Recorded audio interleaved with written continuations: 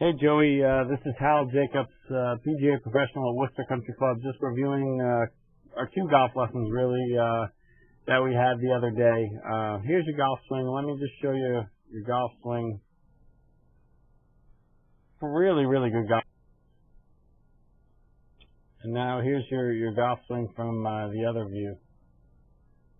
So really good things. A couple things that we talked about. The first day we talked about adding a little bit of wrist hinge. So here you are on the way back on your backswing, and by this point in your golf swing, you could let me just draw a few lines here. You could see here's your arm and your golf club, and let me just bring up some pros here. So you guys like Jonathan K. I don't have any of the really young guns on my computer, but here's Jonathan K. And you can see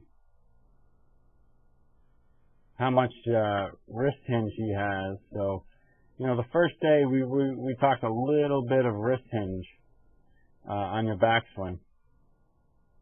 And that's going to allow you to hit the ball a little bit more solid.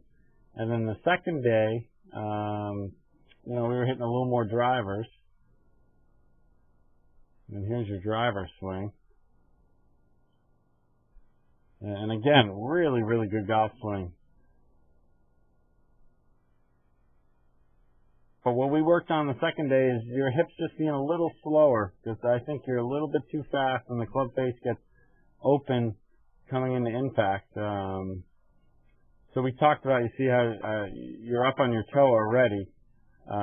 At impact or just after impact. So we talked about hitting shots with your feet flat on the ground first, and then after you hit the ball, let this toe come up in the air. You come to a great finish. I love that finish. I'll show you your finish from face on. It's really, really good.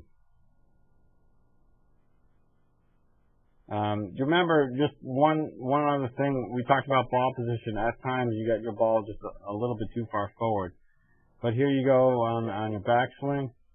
You make contact, awesome position there, and you get up to a great finish. All we talked about, a little bit more wrist hinge on the backswing, and just keeping this foot down a tiny bit longer so that the ball doesn't go to the right. Joey, great job. When we were chipping, we talked about two things. Remember, we talked about having your club hit the ground instead of just the top of the grass, and keeping the same speed of your chipping stroke and just making your stroke longer or shorter for different distances. Keep it up, kid. Doing a great job.